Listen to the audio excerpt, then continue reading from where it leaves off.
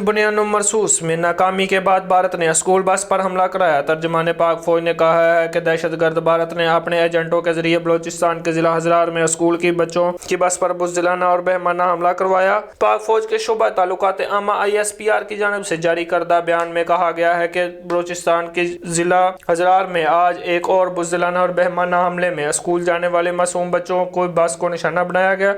ये हमला भारत जैसी दहशतगर्द रियासत ने मनसूबा बंदी के तहत अपने एजेंटों के जरिए करवाया। मैदान जंग में बुरी तरह नाकाम होने के बाद भारत ने बलूचिस्तान और खैबर पख्तूनख्वा में दहशतगर्दी और बदअमनी फैलाने के लिए अपने अलाकारों को सरगर्म कर रखा है। पाकिस्तान में खौफ और अदम इस्तेहकाम पैदा किया जा सके। ISPR ने कहा है कि वाक़े में 3 मासूम बच्चे और 2 नौजवान जबकि मुतअद्दिद बच्चे जख्मी हुए।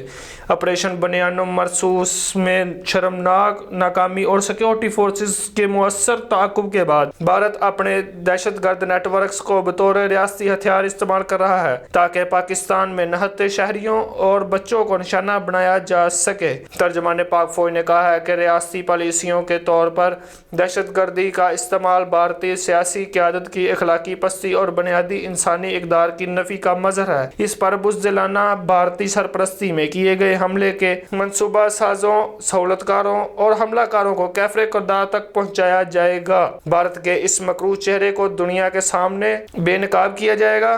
पाक अफवाज पूरी पाकिस्तानी कौम की हमायत से भारतीय सरपरस्ती में की जाने वाली दहशतगर्दी का हर पहलू से कला मकाह काम करने के लिए पुरअज़म है।